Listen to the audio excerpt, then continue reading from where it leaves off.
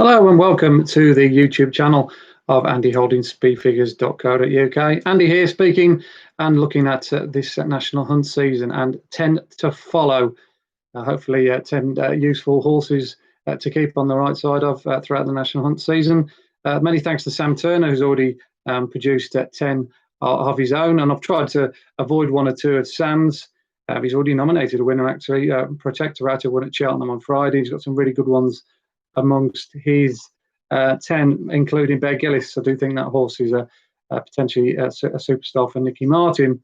But what I've tried to do is concentrate, of course, on the competition, which is the totes 10 to follow, and look at those graded races, the good handicaps, all the bonus races really that accumulate the points along the way.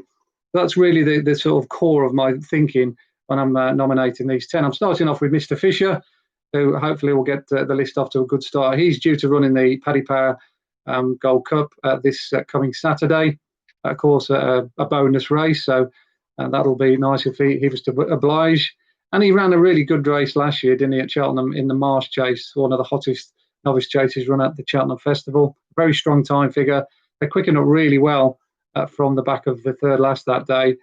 The likes of Sam Crow and Mellon and Baheen, top class horses, were really trapping on down to the last and up the hill. And Mr. Fisher just lost his pitch, lost a little bit of his tactical, suffered from a little bit of tactical speed. But once he met the rising ground, he stayed on very eye-catchingly. And that wasn't the first time that he's run well around Cheltenham. He's also, if he doesn't win on Saturday, it wouldn't certainly be the end of the world, because he's due to run, or he could run in lots of graded races between 2.5 miles, hopefully accumulating some points along the way. And ultimately, I see his target, the Cheltenham Festival, in the Ryanair, again, another bonus race. So he's definitely one to have on your mind. Second choice is another novice from last season, Imperial Aura. I do think this horse can take high rank over fences, or in particular Grade 1 and Grade 2s throughout the rest of the season. Winner of the Close Brothers last season, beating Galvin very comfortably, stayed on very eye-catchingly up the hill.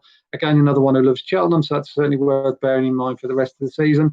What race he'll end up being targeted at, I don't really know, but I certainly think Kimbo will have plenty of good races on his mind with this fella. He's out of handicaps now, one would imagine, but races like the Peterborough Chase, for instance, and then maybe the Ryanair or even the Gold Cup towards the back end of the season. Who knows? The sky's the limit for this chap. But Imperial Aura, a very, very sound jumper, would be my number 2 choice for this year's list. Number 3 is another novice chaser from last season, the winner of the RSA Chase. It's Champ from the Nicky Henderson stable, an absolute gorgeous brute of a horse. Again, I think another one will take very high rank in the very best Grade 1 chases throughout the season. Not sure where his campaign will start off, but he's got a ton of class, this horse. He's entered in the King George again, another race which is worth, I think, 25 bonus points. There's a good chance he might go down that particular route, but I see him as a Gold Cup horse later on in the season. And no doubt with Nicky Henderson, he'll be plotted or plot a good course accordingly along the way. Runner up to him that day, Manila Indo, is the horse number 4. Horse I'm absolutely in love with. I do think this horse, again, is definitely the right kind of horse you want to be with regard to the Gold Cup.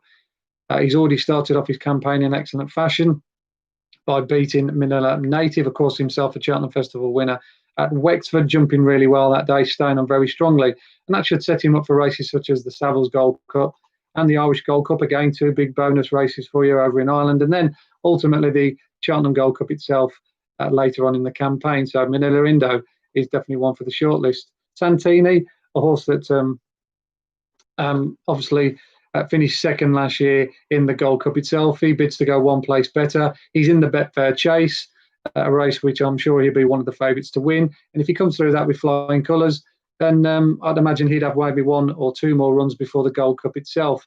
He's a strong stayer. He loves Cheltenham, and he's a horse definitely to keep on the right side of. Another novice from last season, Put the Kettle On.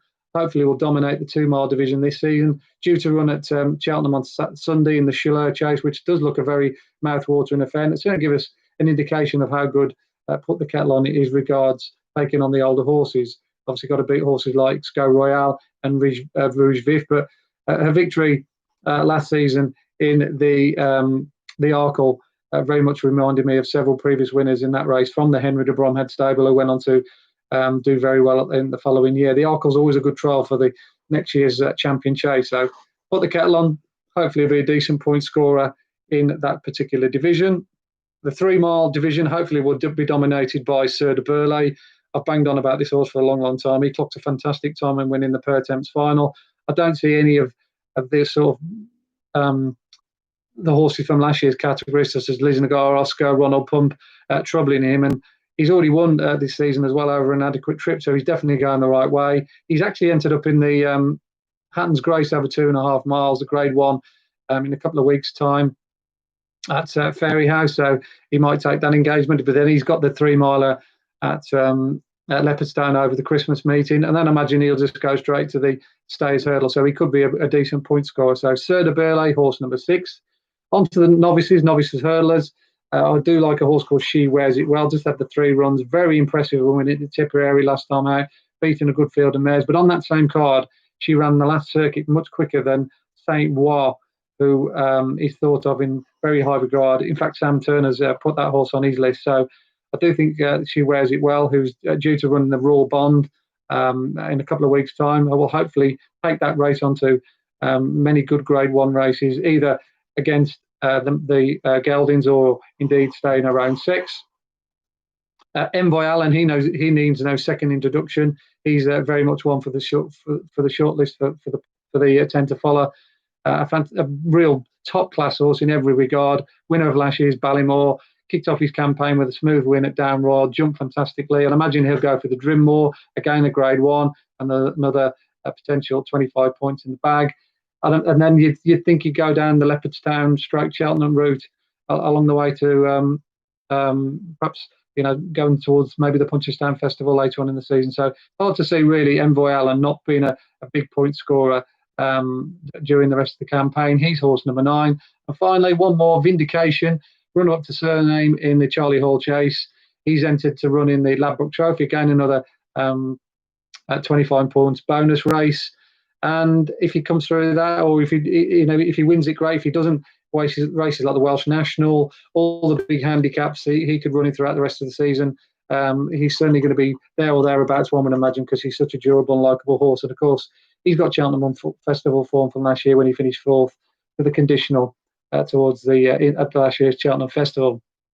Okay, so that's it. Spin through the 10 for you. Mr. Fisher, Imperial Aura, Champ, Nellarindo, Santini, Put the Kettle On, Sir De Burley, She Wears It Well, Envoy Allen, and Vindication are my 10 to follow for this season. Hopefully they'll all do well and give us a bit of fun throughout the next few months.